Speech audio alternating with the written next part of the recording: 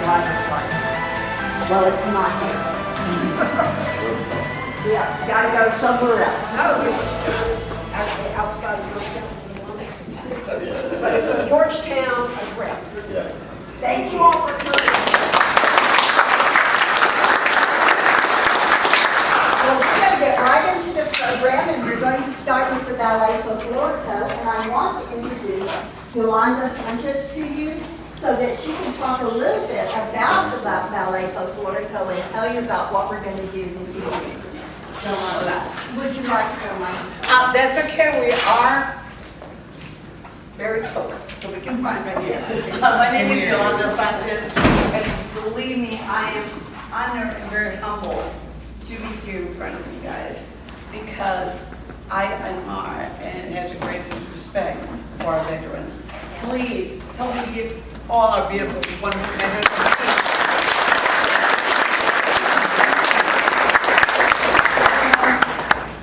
You think what amazing people go through, and you think of the arts, but yet somehow you don't realize that actually they go hand in hand.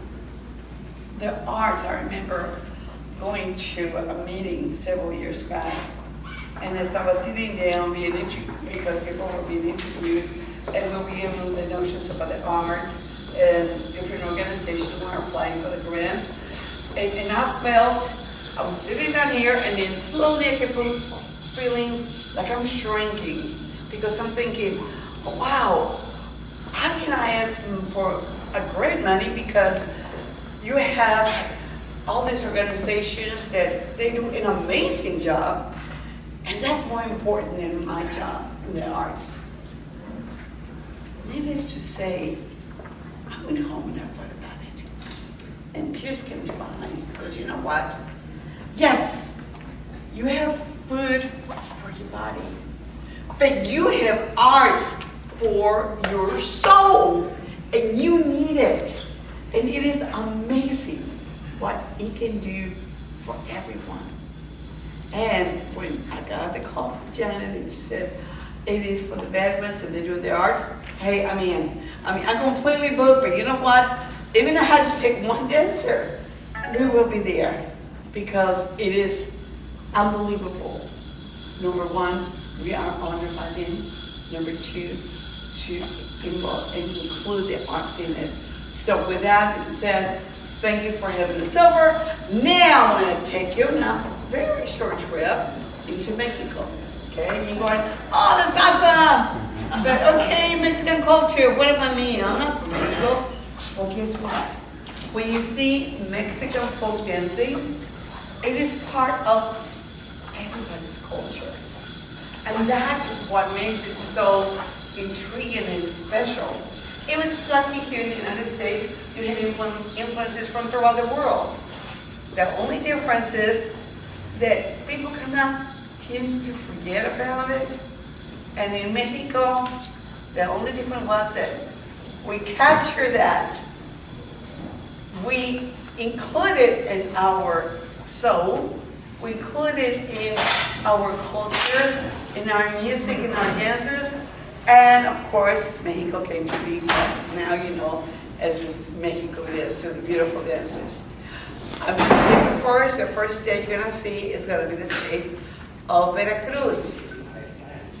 When you see a dancer, you look at the outfits, and it is just not, a lot of people go, oh, the beautiful costumes. They are not costumes, they are outfits. Because what you are seeing the dancers wear, it is something that represents the area where the dancers are from. And from Veracruz, yes, we have the influence from Spain, of course everybody knows that. But the second strongest influence that we have is from Africa. Let me ask a question. How many of you know and enjoy merengue, salsa, cumbias? You don't have to be a Mexicano to dance to this, right? But guess what? If we had not had the influence from Africa, we would not have those dances. So yes, it's absolutely beautiful. Well, this beautiful dance that Marisol is going to perform for us is called La Bruja. And it's got nothing to do with, if you translate it, a lot of times, all this, when you translate it from one language to another, sometimes it loses the meaning. Because when you translate it, it will say the witch. That's not what we're talking about. We're talking about beliefs. And the beliefs on this particular case was that when somebody had drowned, and they were not able to recruit the body, then we get the people from Veracruz would get a special cup of bread and put a glass of water and a candle. And they would take it to the area where they thought that the person had drowned.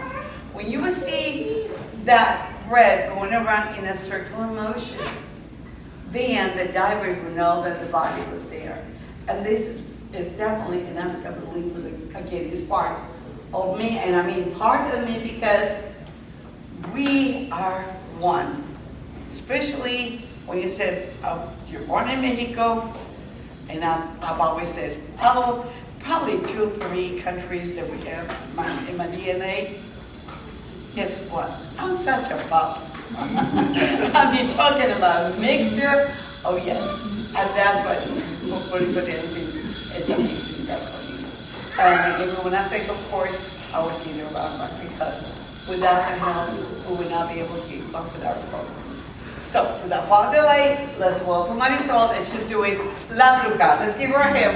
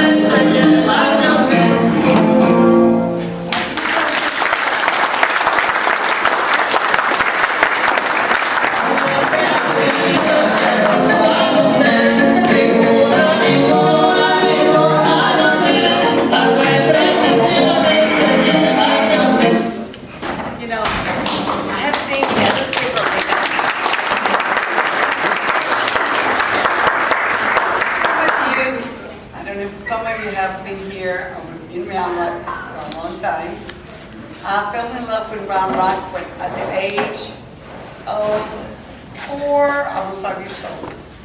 Even though my ancestors have been here since the middle 1800s. Where even prior to that, since Mexico, this was part of Mexico. And then the United States became a country itself, and then became part of the United States. But somehow, we have been able to create this close relationship in our community. And I have seen the growth. Somebody goes, oh, this Round Rock has really grown. We still such a small town. I'm going, I can see you're not from here because then you wouldn't know what a small town looked like. Definitely was not here. Well, in the arts, I can also, Jerry, go back and say, oh, I remember when we didn't have nothing in the arts department here in Round Rock. So to see such a growth, it just, oh my gosh, to me, it was like somebody told me, yes, there's a Santa Claus, art center in Santa Claus, okay? Because now we have somebody that looks over the arts. And of course, I'm referring to Mr. Scott Wilkinson. We didn't have favor, please stand up.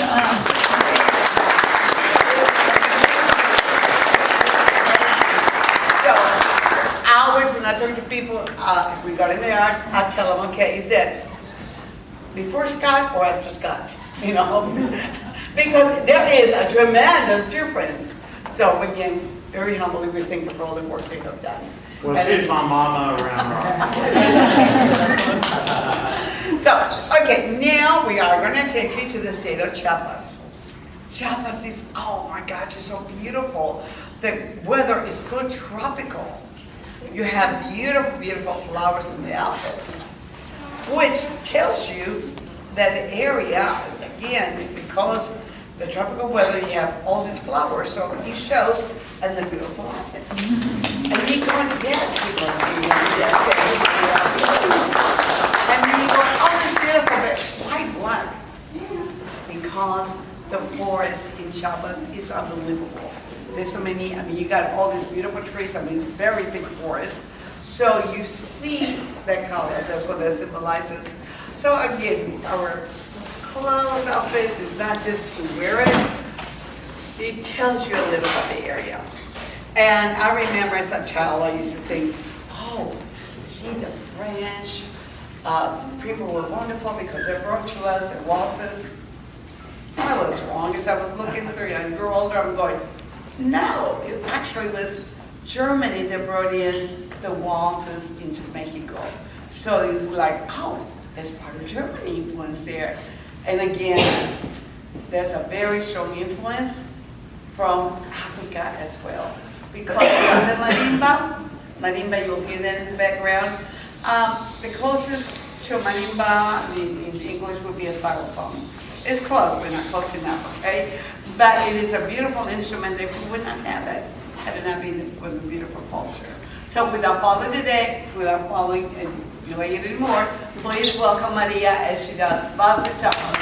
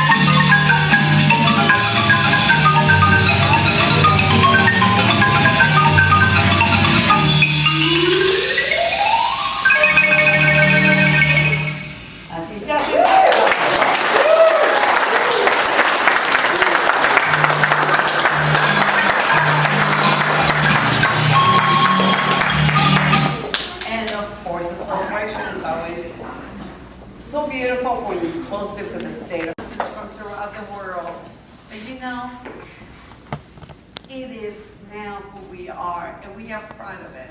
And that's what's important for me to touch the lives of so many young people. Be proud of who you are. Everybody is so special. It is unbelievable. And to be able to say, you know what, we are all one is amazing. It's like, to me, it's like going, saying, I something out of this world. So, without further delay, I want to introduce Marisol and Wendy as the curator. It's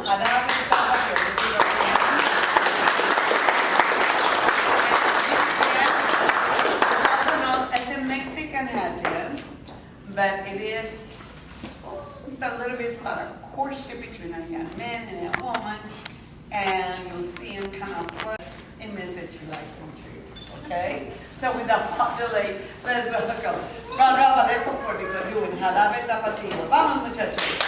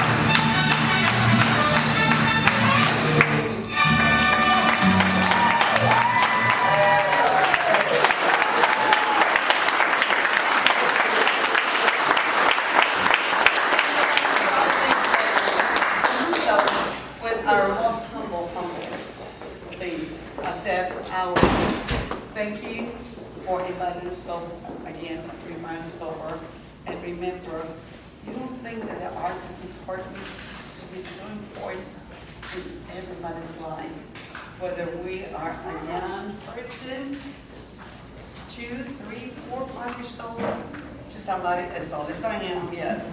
Believe me, arts is unbelievable. It goes hand in hand with who we are. And let me also take this time to invite you to Dia de los Muertos. It is an amazing, amazing event that, again, we could not do it by ourselves without the help, of course, of the city of Round Rock, Round Rock Arts, of course, Round Rock Parks and Recreation. I mean, just everybody pitches in. And it is free to the public.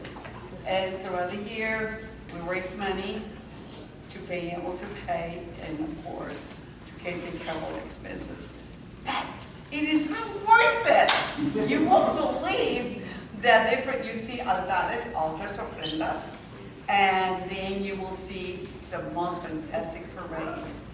It will start at 12 o'clock, but then of course the dancers of the music, mariachis, you just have to come.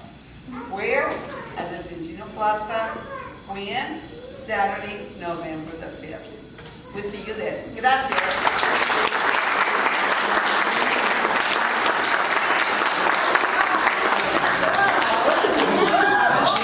We have another treat of the Traditional American Indian Veterans Association. Mr. Leonard Medina. And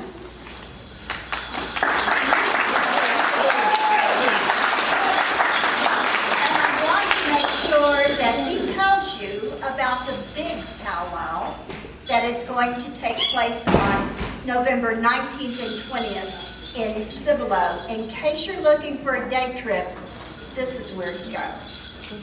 Aho, welcome, welcome. I appreciate everybody being here today. How's everybody? Thank you. So one of the biggest things in South Texas, there's always a misconception, are there real Indians around? Yes, there's real Indians still to this day. I mean, I'm part of the Texas Rangers. I'm actually a former Texas Ranger. And believe it or not, we have a vast kind of influx of a lot of our people and our tribes that are down here. But they're usually kind of hanging out quietly and silently, except for when powwow's hanging. It's kind of like the party of the parties. We all get together, we all try to enjoy each other's company, and it's a family environment that we actually promote. Nowadays, this generation, and I hate saying it this way, but it's all about me. There's a lot of people that say it's about me, what's in it for me, or they have that concept. I usually tell everybody, our tribes have still believe in the old ways and traditional ways. What's in it for all of us to help each other out, community-wise, giving of your own self. Because, I'm always explaining to even a lot of our tribal members and a lot of our people that, we're here in a very short time. Our journeys are very, very short. So enjoy life. It doesn't matter how much wealth you attain because you can't really take it with you. That's right. Unfortunately. Wish we could. We believe in the Creator just like everybody else. We believe in the eagle feathers because the eagle feathers are closest to the Creator Himself. These are the ones that carry our messages. That's why we claim these as very sacred to all our tribes. All tribes don't carry eagle feathers. That's another one. Powwows. Powwows, like I said, are all about gatherings. Everything that we have here today in our lifetime, we actually are passed down from generations, even our regalia. I know there's a gentleman in the audience over here, and I know I looked at him, but Ben Nava, he used to have a powwow up in Georgetown. I know he's not working anymore, right, Ben? Yeah. There you go. Awesome. But he had a nice little powwow going on up there. As long as the traditions are being followed, just like everybody else's culture has their own traditions and own ways of doing things, but they have to be done properly in the mindset that it is the right way to do things. That's the way we believe. So with my organization, Traditional American Indian Veterans, we are all veterans, but we're all looking out for veterans also through programs through the concept of making sure that all veterans get taken care of and their families, not just the veterans only. So that's why we're having this big powwow down in Cibolo, Texas, November 19th and 20th. We're being sponsored by a lot of major corporations. So it's one of those things where we love to go ahead, not only receive donations and funds. Yeah, that's, like I said, it's not about me personally. It's about taking care of the entire community. So we actually give back to the community and to the veterans and their families. That's our way of actually having honor and respect and integrity to everybody and all the different cultures. Now we are having an honoring treaty powwow, which is with the Comanche Nation. I am the official representative of the entire Comanche Nation here in Texas. So it's a good thing that I represent the Comanches. I actually gave a speech last night with the governor and everybody else. So it's a good thing. We're going to do great things with the Comanche Nation. Even though, believe it or not, I know you're looking at me and saying, well, how can you be part of the Comanches, but you're Kickapoo?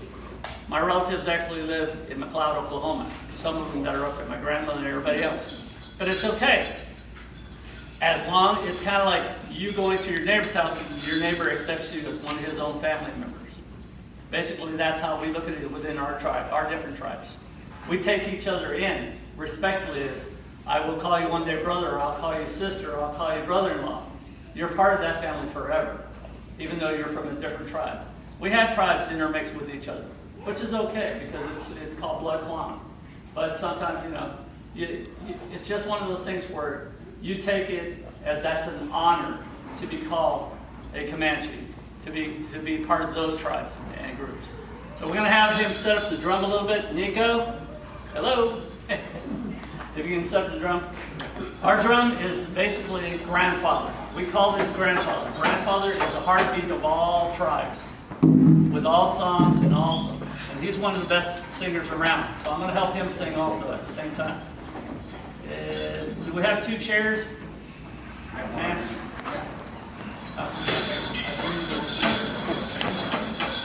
So when you hear the heartbeat of the grandfather, it is the heartbeat of every song that we have. Powwows are spectacular because that is a social gathering of all tribes, just to enjoy the music and actually listen to grandfather. Who do you think grandmother is? Does anybody know? The earth. That's right. Grandmother provides what? Everything in life. It provides the resources, it provides the water, it provides all the animals with nurture. Okay, so we have a lot of respect for grandfather himself because he's taught us a lot of songs. So you'll hear a hard downbeat on a lot of these things as far as our songs are concerned.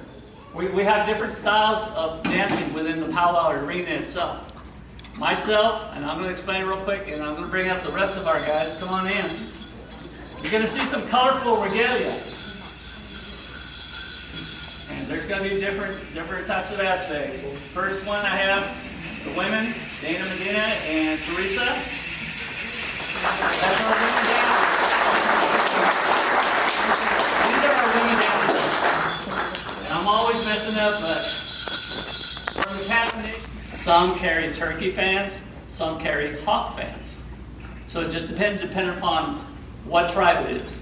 Some of the women carry eagle feathers, some of the women don't carry eagle feathers. Once again, it comes back to tribe and what the elders decide. Okay? So you have to be very respectful of that fact. A lot of times at powwows, we ask a lot of people, don't touch the feathers, especially eagle feathers, because they are passed down from generation to generation or given to us as an honor, to actually honor us, and we actually carry the memories of all our people before us. So everything we do, we have to do it in a very respectful way. If you ever see an eagle feather in our arenas fall down, we have to take care of it properly because we have to give a certain blessing, and our elders or the veterans have to give a blessing to pick that up. It has to be done properly to take care of it. So I know, Ben, y'all used to have eagle feathers fall on the ground all the time, right? I'm just kidding. One time. As being part of the Comanche Native, it's funny because everybody looks at me and says, hey, you're always walking. I said, yeah, because I lost my horse many years ago. But no, not really. So the next people that are bringing in actually is our two young ones. And this is how we teach them. And then I'm going to explain what their regalia is about. If you can give them a round of applause.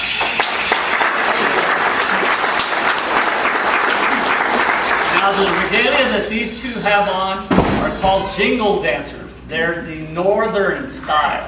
They come up from the up north, from the Lakota, the Sioux, Rosebud, and all that area, Montana area. These dancers, the way they have all these little cones, which are very special, this is a prayer. Most all of your jingle dancers should have 365 cones. And those cones are actually made of, you ever seen those snuff cans? All it is snuff tops that are rolled. And Dana's made quite a few of these too, because she's actually made some for the women's warriors of the national women's warriors as far as their jingle regalia. But as far as getting back to the story is, the reason they have 365 is they used to hold up the fan at train stations. There was a young lady that had her father was sick, and she didn't know what else to do. There was no money, there was nothing, she needed prayers. So every one of those cones is for a prayer for each day of the year. So that way, some type of monetary value or her blessings would be answered 365 days a year.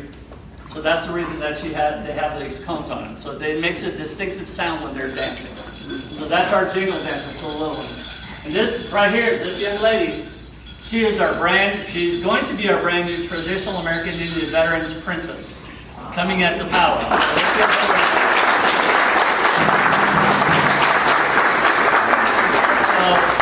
You have to understand, the reason we pick them kind of a little bit younger is because we need purity within the tribe. That's what that signifies. And being such an age, she's able to learn the different ways and respect those ways as she's growing up.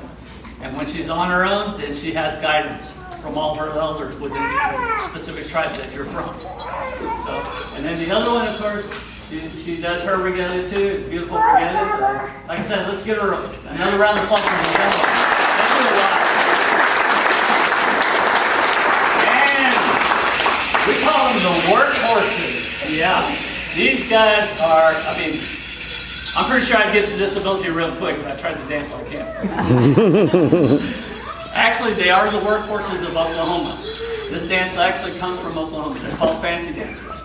These guys, I mean, they can be out there and you'll see as fast as they dance really, really fast. They've got a lot of quick footwork. They're one of the highly respected dancers within the arena themselves, besides traditional dancers. Traditional dancers also have double bustles, but the traditional dancers, like Ben used to be one of those traditional dancers. Yeah, he still scares people just by looking at him. But no, in all sincerity, the reason traditional dancers are a certain way because they used to have war pain, and they would be the ones that would encounter the enemy. And once they encountered the enemy, those are the ones that actually would, you know, if you're a cavalry guy, you're looking at somebody coming with a spear and everything at you, you're going, oh, what the heck is coming at me? It was more of a tactic, military tactic within those days. But as far as this is concerned, this is more colorful. He's got the double bustle also, and he's got a unique style of dancing. So all his regalia, I believe you actually had your grandma made or somebody else made, yes. So a lot of times, you know, it's made to be colorful, and the more colorful that we are within our arena, just to give you a heads up, is that we're trying to catch the judge's eyes. Not only the way we're actually dancing, we're trying to catch their eyes because of the brightness of our colors. Because if a judge says, hey, look at that guy in the pink, and yeah, he's pretty good. Oh, number 1, maybe number 2. You know, that's the way we kind of rate it. You know, it's not a popularity contest, that's for sure. It's about the skill that you have within dancing itself, within the arena. So like I said, enjoy the next couple of minutes because the first one we're going to bring out, and if we can have all the dancers go ahead and step to the side over there. We're going to do the women's. So it's called Southern Clock. The dance that they're going to style, it's a unique style, it's a very graceful style for the women. Teresa and Dana are going to show an example of it.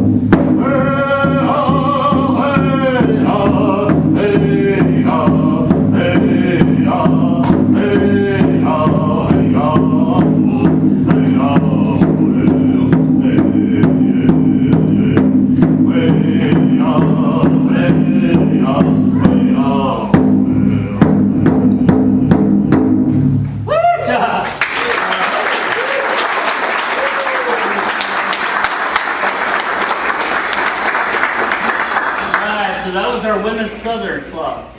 And like I said, you'll hear that downbeat, and that's actually the heartbeat of the grandfather himself.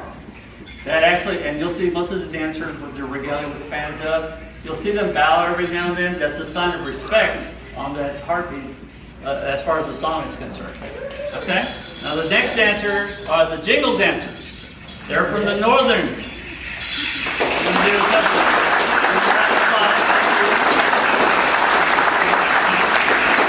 So it's going to be a little bit faster pace on these guys. So.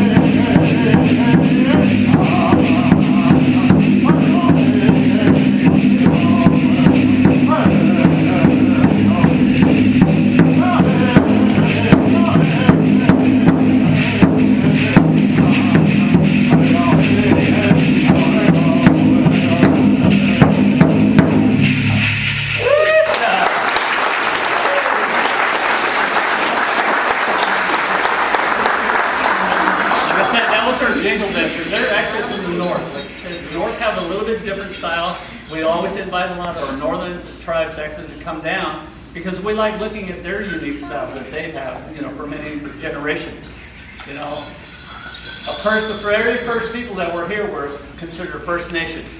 People from Canada were actually down here, this far down south. Of course, in this area, we have the Plains people, the Plains tribes, which included the Kiowa, Comanche, the Apache. Okay, so a lot of people, you know, they're always saying, well, I think I'm Indian. I always get that. I think I'm Indian. I said, well, I think I'm Cherokee too, because I got an arrow stuck right here. So a lot of times I always, you know, kind of respectfully tell them, you know what, if you think you are because of the past, sometimes it's better to do your genealogy. And I'm always suggesting 23andMe, not Ancestry.com. Ancestry.com is kind of like, everybody's thrown into a melting pot, and it's kind of like, okay, is my lotto number coming up? I think I'm going to be Indian. Well, that's not the way it works. What it is, 23andMe has an Indian database, so you can actually do some research. There's a gentleman, and you can write this name down, Randy Leah Barnes. Randy Leah Barnes, he's on Facebook. He has a lot of the records that nobody in the state of Texas has. He's one of the most highly sought individuals within the state of Texas to actually give you an accurate historical kind of insight as far as where you truly come from, as far as who your family is. He's made a lot of connections with people here in the state of Texas. And his service is free, believe it or not.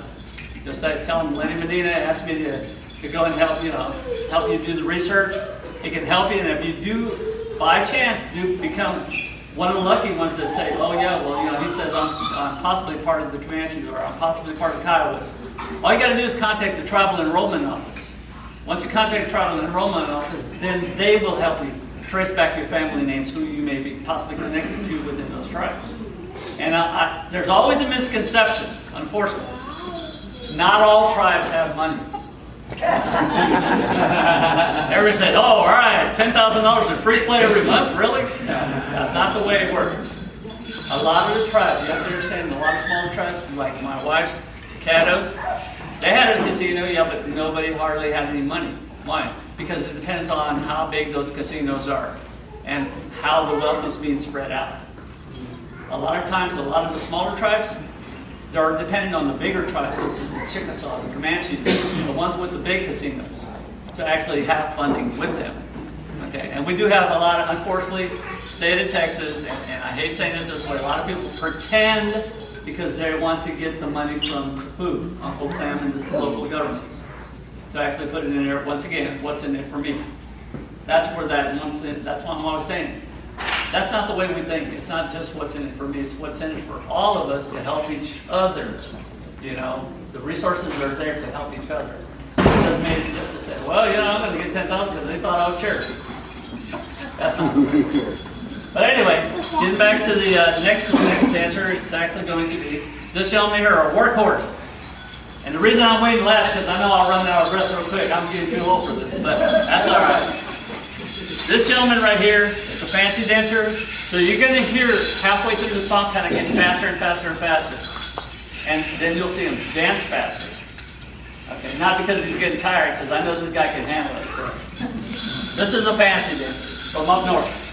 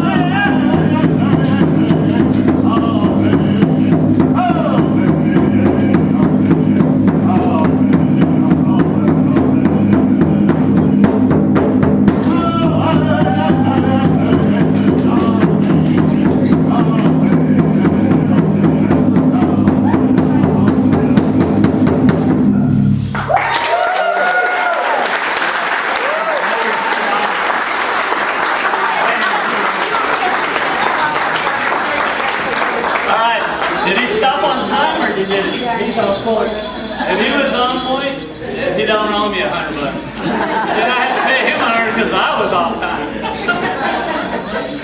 That's okay. Well, yeah. And trust me, after doing, you'll hear the crowd in Oklahoma, even in a lot of power rings, say, 1 more. I usually say, 10 more. Make them work for it, dang it. Because, you know, we do have competition dances, or actually we have competition dances that actually are worth prize money. So we get the best of the best coming down from throughout the United States, which is a good thing. It's a friendly competition. You know, our powwows are not about, well, my family name is this. No, that's not what we're doing. We give everybody the equal chance, just like everybody else. Everybody has an equal stance, and nobody's going to have favoritism. That's just the way we are. You know, a lot of people can get mad at us, but you know what? We're the ones putting the powwow on. Okay. We're providing the money and the means to make a living off it. You know? So everybody's got an equal chance within our powwow. So now the dance that I'm going to do is a gentleman's dance, so it's a lot slower pace. And once again, what I'm doing is I'm looking for the tracks of the enemy, or back in the day, it kind of tells the story, or we're looking for the tracks of the deer and everybody that's, you know, all the animals, or the hunting that we do within that dance itself. So it's called straight in. Just keep pushing.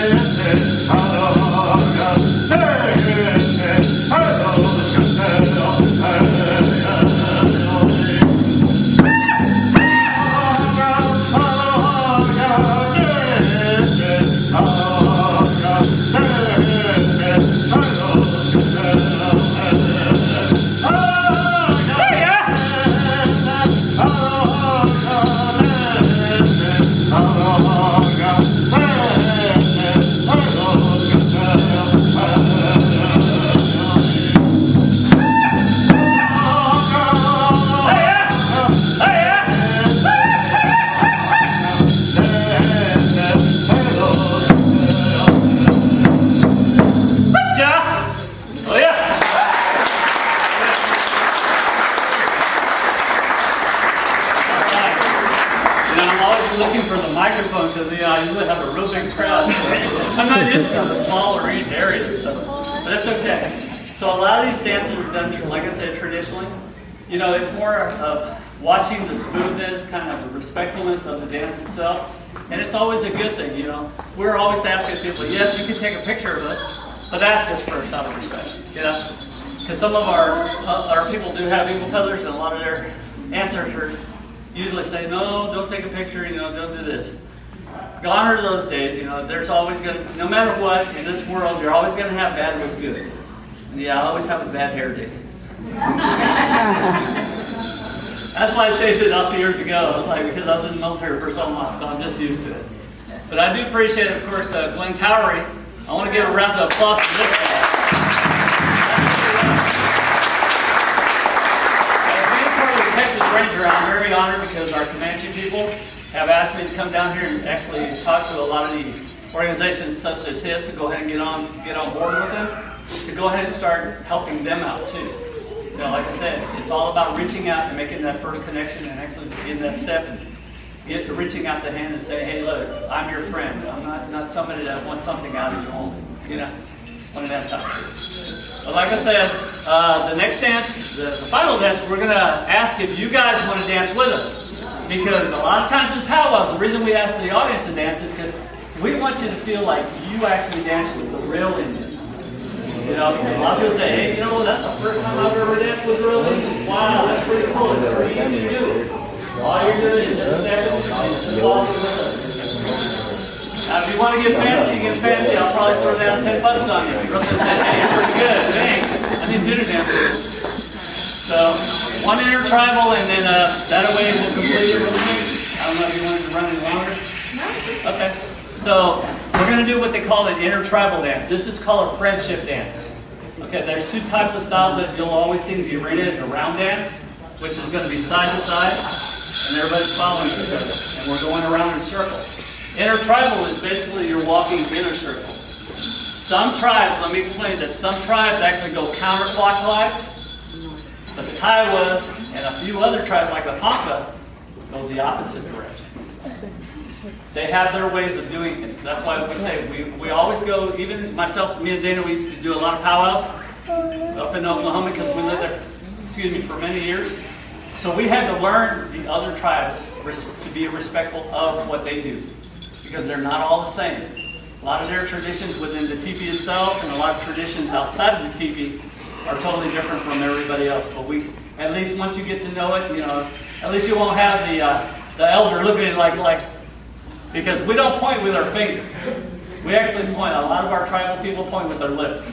Comanches, they point with their thumbs, but they do it like this. And it's not a bad thing. It's just they're saying, look at that guy over there. I'm like, oh, okay. You know, and me, I usually point with my lips. She goes, who are you throwing a kiss to? I'm like, I'm not doing that. I'm trying to show you over there. Look over there. It happens. It happens. I know, right? I ain't got that big of a lip. I got short lips. So come on in so we can grab somebody. If y'all want to dance with us, dance. We're going to do one intertribal.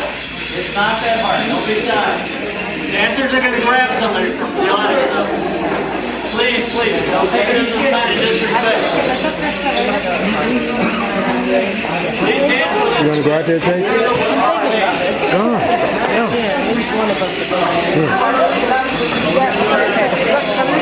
Alright, so if we all get in a circle, we're going to do a simple round dance. Get in a circle. My purse over here with you. Okay, baby. Okay. Sit it down. This is one of the big friendship dances. I'm actually going to be the head man in Tulsa, Oklahoma. New Year's Eve for the Friday powwow up there.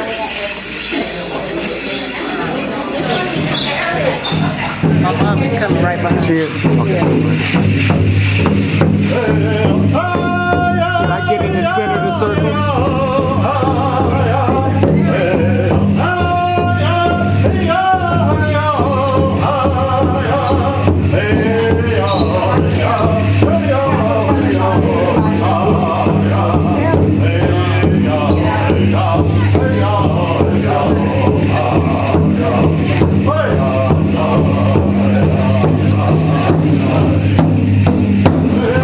Hey!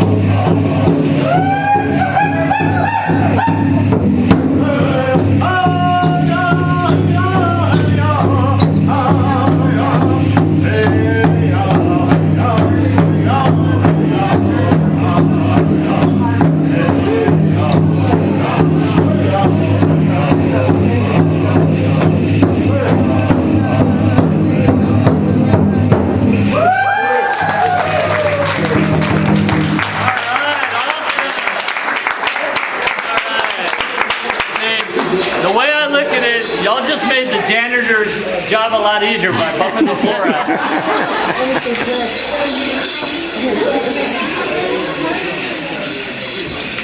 Well, once again, my name is... There you go. Awesome. Yeah. Round of applause for all you guys. Love it, love it. We're all about getting together and having fun. We like to make things fun because we all have different personalities. And like I said, all modern day is made by Dana. She's a wonderful seamstress. She's designed a lot of clothes for a lot of different products. Even though we're making so, with that being said, November 19th to the 20th, so if you want more information, I do have a flyer here, a free flyer, that I can hand out to y'all. I'll all have the kids go around and give some flyers out real quick. So y'all can come join us because it's a wonderful celebration. Last year we had 280 dancers in the arena. This year we're going to have over 450. We've already had like 64,000 hits on the website and everybody's coming out to actually enjoy the power. We will have my signature and the actual journey is wonderful. My personal signature to the arena. So you can take a picture with the bald eagle. And that way you can enjoy it because anytime we bring out the bald eagle, that's a blessing for everyone. That everybody goes home with that feeling, a good feeling within their heart. Because that's what I expect and that's what I want for our market to actually project to you guys. You know, we value every life. Every life, I don't care what color, what race, who you are, is all valuable. Because like I said, the Creator only gives us that one opportunity in life to make something of ourselves and to actually help other people to succeed. Okay? Well, I appreciate your attention. Thank you. Oh, yeah.